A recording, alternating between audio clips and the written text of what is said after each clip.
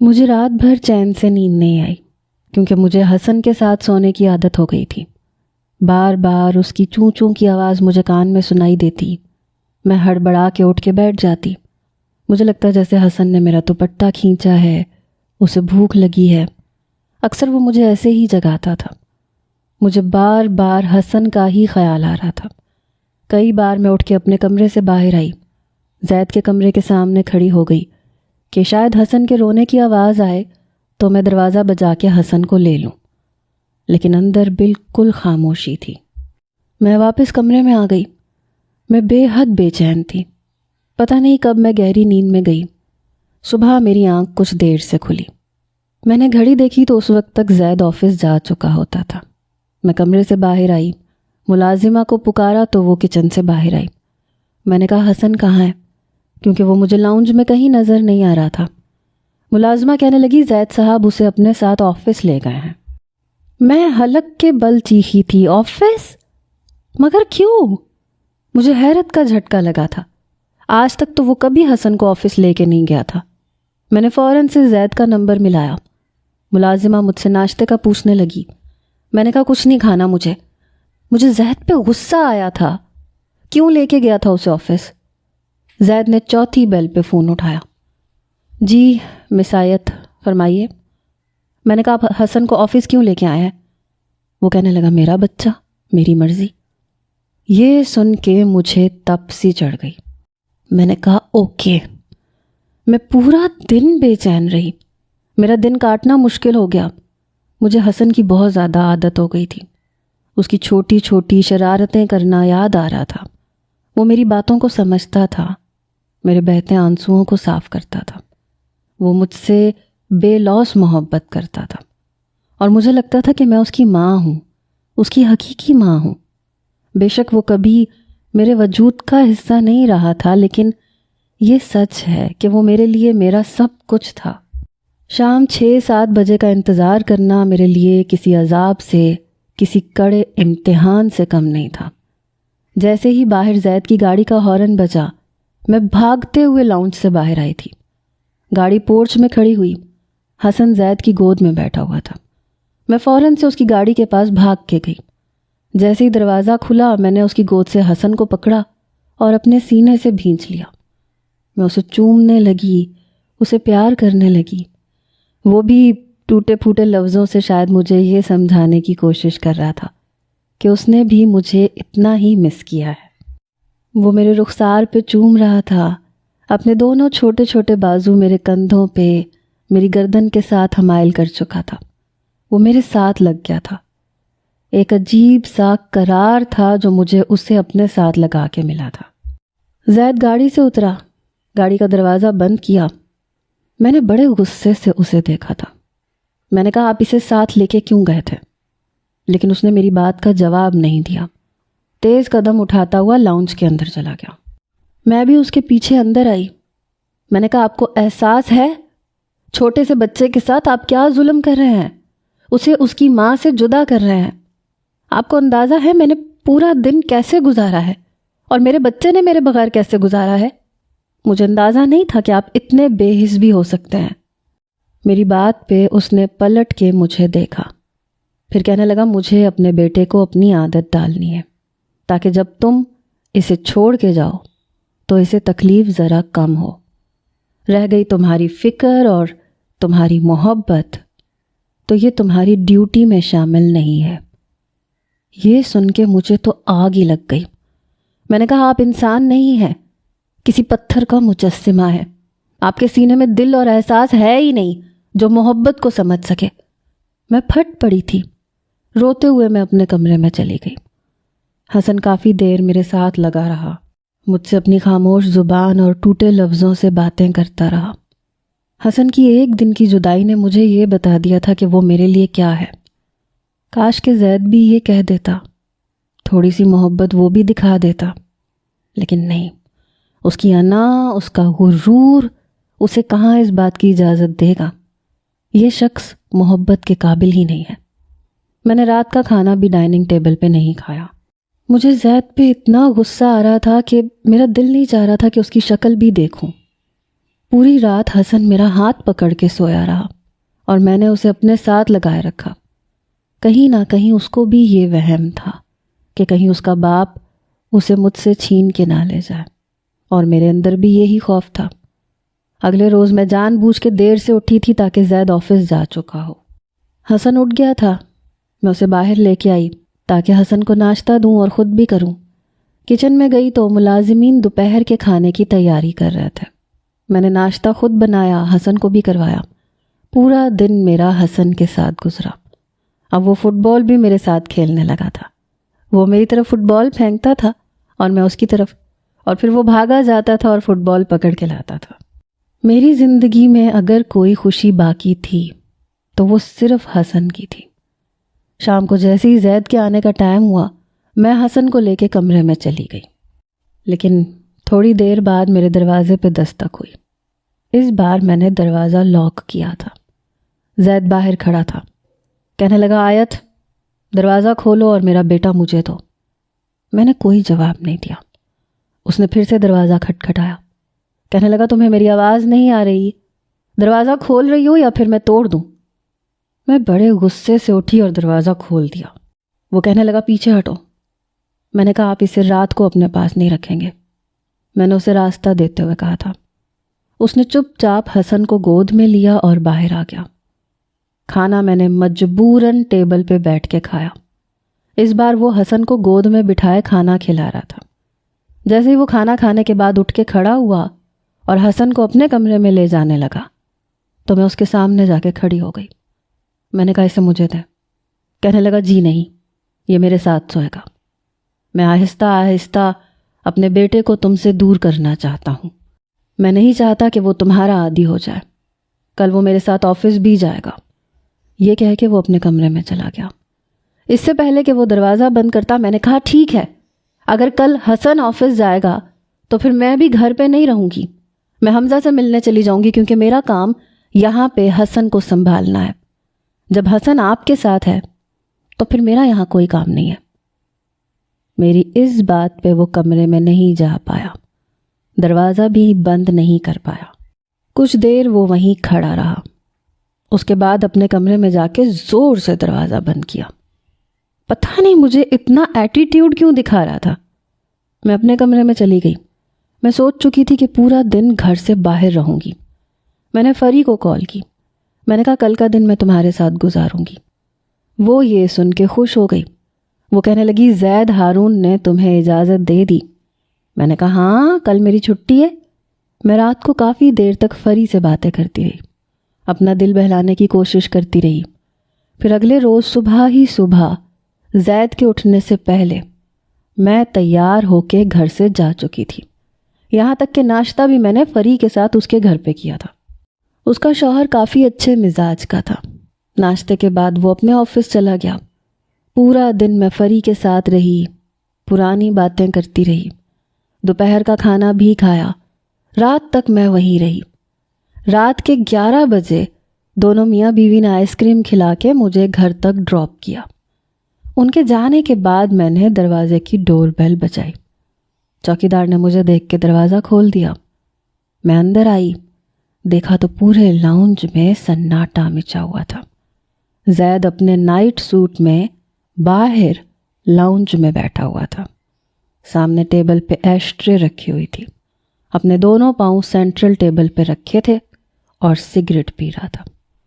پتہ نہیں کس جذبے کے تحت اس کی آنکھیں گلابی ہو رہی تھیں۔ جیسے ہی میں لاؤنج میں داخل ہوئی، اس نے ایک نظر مجھے دیکھا، ایک نظر سامنے لگی گھڑی پہ دوڑائی جہاں 11:30 بج رہے تھے۔ مجھے دیکھ کے اس نے اپنی سگریٹ ایش ٹرے میں بجھائی، دونوں پاؤں نیچے کر کے اٹھ کے کھڑا ہوا، اپنی شرٹ ٹھیک کی اور میرے سامنے آ کے کھڑا ہو گیا۔ کہنے لگا وقت دیکھا ہے تم نے؟ میں نے کہا ہاں دیکھا تو ہے، میں تو 9 بجے سے حمزہ کو کہہ رہی تھی کہ مجھے گھر چھوڑ دو، لیکن وہ مان ہی نہیں رہا تھا۔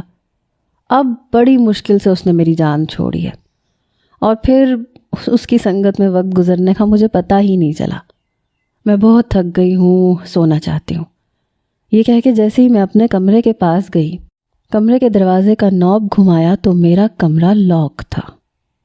یہ دیکھ کے مجھے حیرت ہوئی۔ میں نے پلٹ کے زید کی طرف دیکھا تو وہ وہیں کھڑا مجھے ماتھے پہ بل ڈالے دیکھ رہا تھا۔ میں نے کہا اپنے کمرے کا دروازہ کیوں لاک کیا ہے؟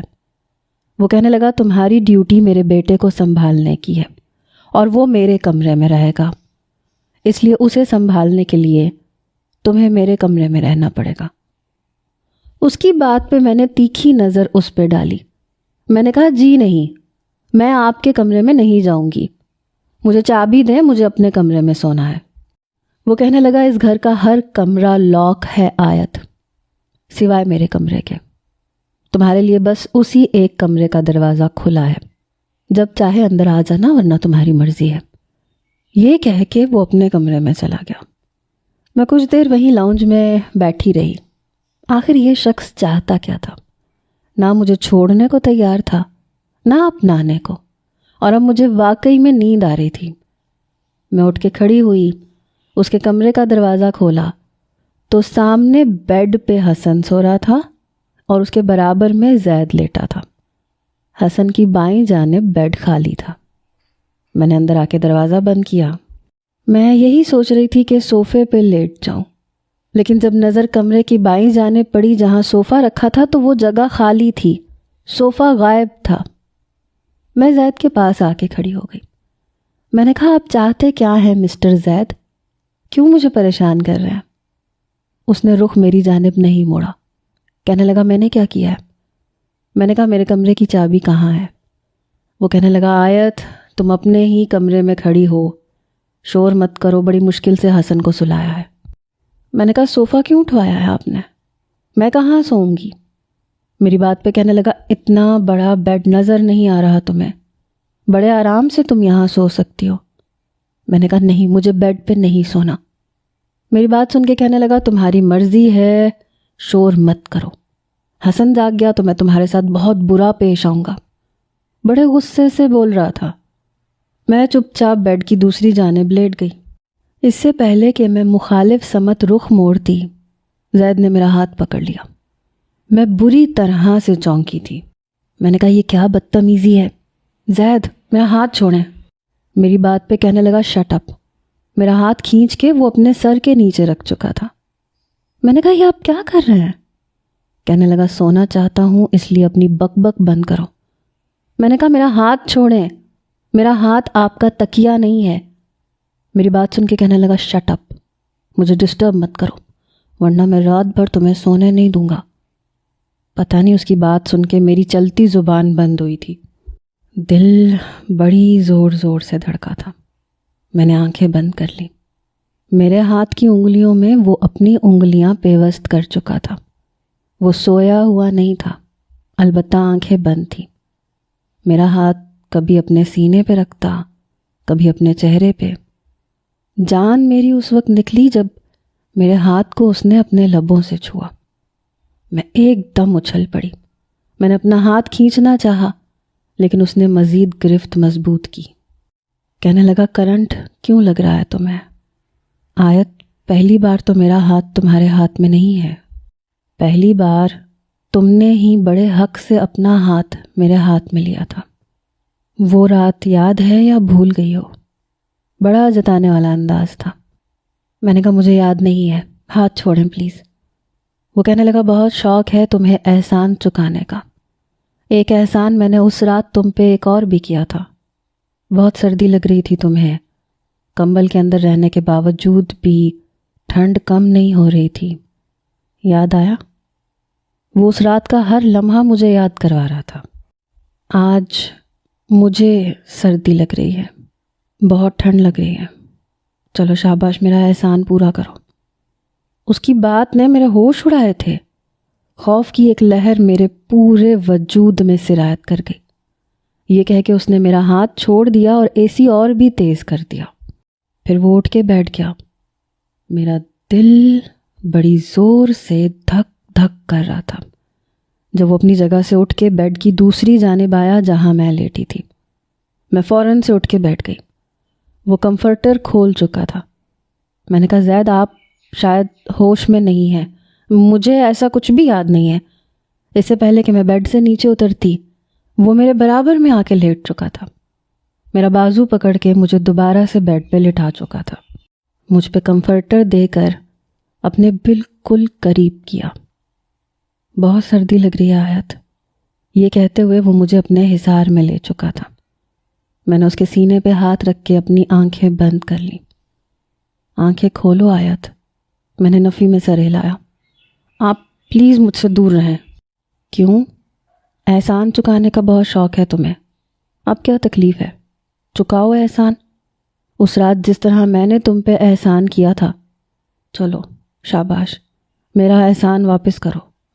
میری بیوی ہوتے ہوئے تم ہوتی کون ہو حمزہ کے ساتھ پورا دن گزارنے والی؟ میں تمہیں پتھر کا مجسمہ لگتا ہوں، بے حس انسان لگتا ہوں، خود غرض لگتا ہوں۔ میرے اندر پتھر کا دل ہے۔ آج جب میرا دل تمہارے پہلو میں دھڑکے گا، اس وقت میں پوچھوں گا تم سے کہ میرا دل پتھر کا ہے کہ نہیں۔ یہ کہہ کے اس نے میرے ہاتھ اپنے سینے سے ہٹائے۔ تمہیں شوہر کی محبت چاہیے تو میں ہوں نا تمہارا محرم، میں تمہیں محبت دینے کو تیار ہوں۔ میں نے کہا مجھے آپ کا یہ احسان نہیں چاہیے زید۔ وہ کہنے لگا تم میری ہو آیت، میری بیوی ہو، میرے کسی رد عمل پہ تم مجھے روک نہیں سکتی۔ میں نے کہا آپ نے ایک کانٹریکٹ کے تحت نکاح کیا تھا، آپ شاید بھول رہے ہیں۔ وہ کہنے لگا مجھے نکاح یاد ہے اور باقی کچھ یاد نہیں ہے، بس وہ رات یاد آ رہی ہے جس نے میرا سکھ چین مجھ سے چھین لیا تھا، میری راتوں کی نیندیں اڑا کے رکھتی تھی، میرے سارے کام اپنے ہاتھوں سے کر کے مجھے اپنا عادی بنا کے، میرے بیٹے کو ماں کی ممتا سے متعارف کروا کے اب تم دامن بچانا چاہتی ہو۔ نو مائی وائف نیور، تمہیں میں اب جانے نہیں دے سکتا۔ اسے تم میری خود غرضی سمجھ لو یا میری محبت سمجھ لو، تمہاری مرضی۔ یہ کہتے ہوئے وہ میرے قریب آ چکا تھا۔ وہ سچ میں اپنی محبت سے مجھے متعارف کروا رہا تھا۔ میری زندگی میں حمزہ پہلے بھی نہیں تھا۔ فون کر کے وہ مجھ سے کہہ چکا تھا کہ وہ اپنی والدہ کی پسند پہ حامی بھر چکا ہے۔ اگر میں پہلے اسے سچ بتاتی تو وہ ضرور مان جاتا۔ میں اس وقت غصے میں تھی، اس لیے طیش میں آ کے حمزہ سے کہہ دیا تھا، لیکن سچ تو یہ تھا کہ میرا دل بھی زید کے نام کی مالا جپتا تھا۔ میرے کان کے قریب آ کے وہ دھیرے سے اپنی محبت کا اظہار کرنے لگا۔ میں اپنا آپ اسے سونپنے لگی۔ آئی لو یو مہر، آئی ریئلی لو یو۔ اس کے منہ سے اس کی پہلی بیوی کا نام سن کے میرے اندر جیسے آگ سی لگی تھی۔ میں نے ایک دم اسے خود سے پیچھے دھکیلا تھا۔ شاید اپنی غلطی کا احساس اسے بھی ہو گیا تھا۔ شٹ، اس نے بے ساختہ کہا۔ میں رونے لگی۔ میں نے کہا آپ مجھ سے محبت کرتے ہی نہیں ہیں، بس آپ اپنے بیٹے کی خاطر مجھے زبردستی اپنے ساتھ باندھنا چاہتے ہیں تاکہ میں کہیں چلی نہ جاؤں۔ وہ چپ چاپ میری باتیں سن رہا تھا۔ میں بیڈ سے اٹھ کے کمرے سے باہر چلی گئی اور لاؤنج کے صوفے پہ جا کے بیٹھ گئی۔ اسے ابھی بھی اپنی پہلی بیوی سے محبت تھی، مجھ سے محبت تھی ہی نہیں۔ اسے بس ڈر تھا کہ میں اس کے بیٹے کو چھوڑ کے نہ چلی جاؤں۔ میں وہیں صوفے پہ لیٹ گئی اور رونے لگی۔ کچھ دیر بعد وہ کمرے سے باہر آیا۔ میں نے اسے دیکھ کے آنکھیں بند کر لیں۔ وہ کہنے لگا آیت آئی ایم سوری، بے اختیار مہر کا نام نکل آیا تھا، پلیز کمرے میں جا کے سو جاؤ، ملازمین دیکھیں گے تو بہت باتیں بنائیں گے۔ میں تمہیں پریشان نہیں کروں گا۔ میں نے کہا نہیں، مجھے آپ کے کمرے میں نہیں جانا، میرے کمرے کا لاک کھول کے دیں۔ میرے کہنے پہ اس نے میرے کمرے کا دروازہ کھول دیا۔ میں اپنے کمرے میں آ کے رونے لگی۔ مرد اپنی پہلی محبت کو کبھی نہیں بھول پاتا۔ زید کے لیے میں صرف اس کے بچے کی ماں تھی، جس کے بغیر اس کا بچہ نہیں رہ سکتا تھا، لیکن اس کے دل میں وہی تھی، اس کی پہلی بیوی، اس کی پہلی محبت۔ پتہ نہیں روتے روتے کب میری آنکھ لگ گئی۔ صبح جب میں باہر آئی تو وہ آفس نہیں گیا تھا۔ اپنے نائٹ سوٹ میں وہ حسن کو گود میں بٹھائے ناشتہ کروا رہا تھا۔ مجھے دیکھ کے اس کی نظریں بدلی، شاید میری متورم آنکھیں دیکھ کے اسے افسوس ہوا تھا۔ میں سیدھا کچن میں گئی، اپنے لیے ناشتہ بنایا اور ٹیبل پہ بیٹھ کے ناشتہ کرنے لگی۔ زید نے کسی کو فون کیا تھا۔ وہ کہنے لگا 10 دن کے لیے آفس کو سنبھال لینا، میں اپنے بیوی اور بچے کے ساتھ دبئی جا رہا ہوں۔ میں نے غصے سے اسے دیکھا۔ اس نے فون بند کر دیا۔ میں نے کہا مجھے آپ کے ساتھ کہیں نہیں جانا۔ وہ کہنے لگا تیاری کر لو، میں ٹکٹ لے چکا ہوں، ہماری شام کی فلائٹ ہے۔ میں نے کہا لیکن میں آپ سے کہہ چکی ہوں مجھے نہیں جانا۔ وہ کہنے لگا مجھے وقت دو، میں اپنے آپ کو بدلنے کی کوشش کر رہا ہوں، آیت پلیز مجھے بھی سمجھنے کی کوشش کرو۔ میں نے کہا آپ مجھ سے زبردستی محبت نہ کریں تو بہتر ہے۔ میں جانتی ہوں آپ زبردستی اپنے دل پہ جبر کر کے میرے قریب آئے تھے، صرف اس لیے تاکہ میں آپ کے بیٹے کو چھوڑ کے نہ جاؤں۔ میں نہیں جاتی حسن کو چھوڑ کے، کبھی نہیں جاؤں گی، حمزہ سے بھی نہیں ملوں گی۔ یہی چاہتے ہیں نا آپ کو اسی بات کا ڈر ہے کہ اگر میری حمزہ سے شادی ہو گئی تو آپ کے بیٹے کا کیا ہوگا۔ لیکن پلیز اپنے دل پہ جبر مت کریں، مجھے کسی کی زبردستی کی اور جبری محبت نہیں چاہیے۔ اگر آپ کے دل میں میرے لیے محبت نہیں ہے تو کوئی بات نہیں، زبردستی تو میں آپ کے دل میں گھسنے سے رہی۔ وہ کہنے لگا تم پتہ نہیں بات کو کہاں سے کہاں لے کے جا رہی ہو، میرے دل میں تمہارے لیے محبت ہے، مجھے برا لگتا ہے جب تمہاری زبان پہ حمزہ کا نام سنتا ہوں، میرے اندر جلن سی ہوتی ہے جب مجھے یہ نظر آتا ہے کہ تم اس کے ساتھ وقت گزارتی ہو، اس سے باتیں کرتی ہو، مجھ سے برداشت نہیں ہوتا۔ اور یہ سب چیزیں محبت میں ہوتی ہیں۔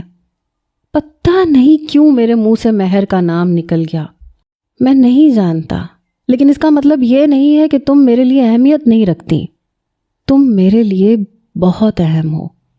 بس مجھے کچھ وقت دو پلیز، میرا ساتھ دو، میرے قریب رہو پلیز، اتنا قریب کہ میری زبان پہ صرف تمہارا نام رہے۔ پیکنگ کرو۔ میں اپنے کمرے میں آ گئی، ساری پیکنگ زید نے ہی کی تھی۔ شام کی فلائٹ سے ہم لوگ دبئی آ چکے تھے۔ ہوٹل کے کمرے میں آتے ہی میں حسن سے باتیں کرنے لگی۔ اب وہ زید کو ڈیڈا ڈیڈا بولتا تھا، میں اسے اب اشاروں کی زبان سمجھانے لگی تھی۔ زید جب کمرے میں آیا تو ہم دونوں کو دیکھ کے مسکرانے لگا، میرے برابر میں بیٹھ گیا، حسن سے باتیں کرنے لگا۔ حسن سے باتیں کرتے کرتے میرے گرد اپنا بازو پھیلا کے مجھے اپنے قریب کر چکا تھا۔ میں کچھ نروس سی ہوئی۔ اس سے پہلے کہ میں پیچھے ہوتی زید کہنے لگا آیت چپ چاپ بیٹھی رہو۔ میں جو اٹھنے کا سوچ رہی تھی چپ چاپ بیٹھ گئی۔ کافی دیر وہ مجھے اپنے ساتھ لگائے بیٹھا رہا۔ رات کو کھانے کے بعد مجھے اور حسن کو باہر لے گیا، مجھے مال سے شاپنگ کروائی اور رات کو مجھے ایک نائٹی پکڑائی۔ کہنے لگا یہ پہن کے آؤ۔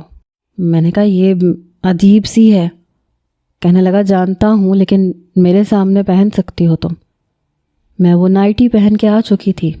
اس رات کی صبح میرے لیے بے حد حسین تھی کیونکہ زید کی محبت سے سرشار ہوئی تھی میں۔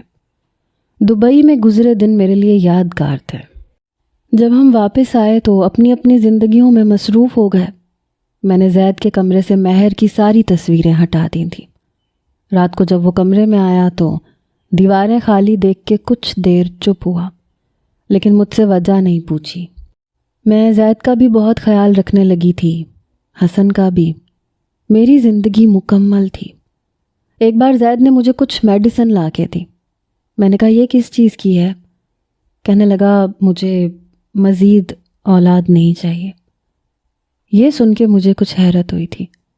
وہ کہنے لگا دیکھو مجھے غلط مت سمجھنا، لیکن میں نہیں چاہتا کہ تمہارا اپنا بچہ ہو جائے اور تم حسن کو وہ توجہ نہ دو جو تمہیں دینی چاہیے۔ میں نے کہا آپ کو ایسا کیوں لگتا ہے؟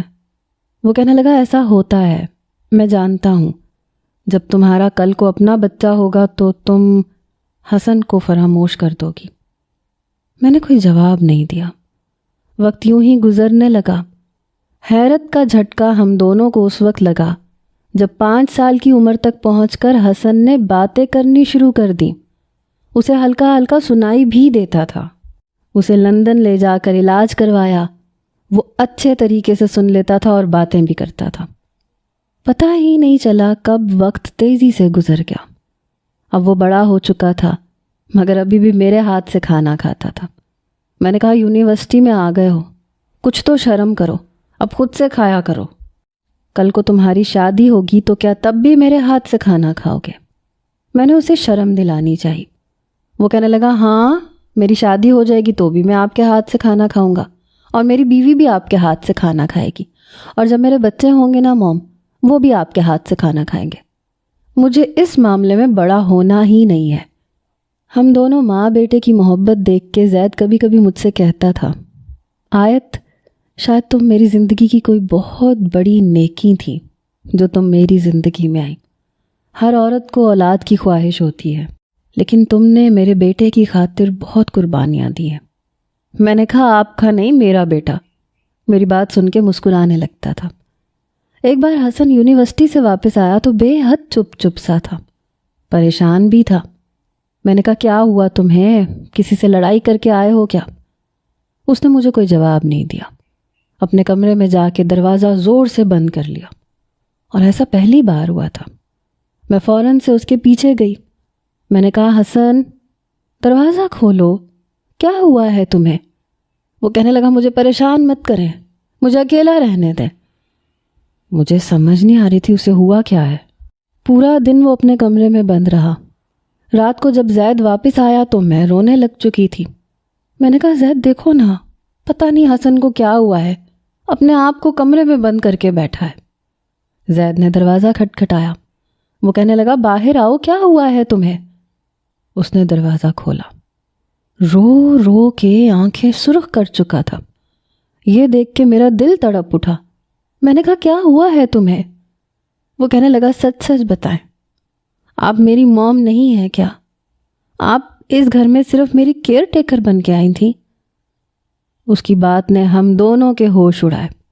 زید کہنے لگا، یہ خناس تمہارے دماغ میں کس نے بھرا؟ بتاؤ ذرا مجھے۔ وہ کہنے لگا، جو پوچھ رہا ہوں اس کا جواب دیں۔ ڈیڈ مجھے بتائیں، کیا یہ میری سگی ماں ہے؟ میں سوچ بھی نہیں سکتی تھی کہ یہ سوال کبھی حسن مجھ سے کر سکتا ہے۔ زید کہنے لگا، ہاں ہے تمہاری سگی ماں، یہ سگی ماں سے بڑھ کے ہے۔ وہ کہنے لگا، اس کا مطلب رانیہ سچ کہہ رہی تھی، یہ میری سگی ماں نہیں ہے۔ رانیہ مہرین کی بیٹی تھی، شاید اسی کی یونیورسٹی میں پڑھتی تھی۔ وہیں اس کی ملاقات اس سے ہوئی اور اسی نے حسن کو یہ سب کچھ بتایا۔ میرا دل تھا جیسے چھن سے ٹوٹا ہو۔ میں مرے مرے قدموں سے اپنے کمرے میں آ گئی اور دروازہ بند کر دیا۔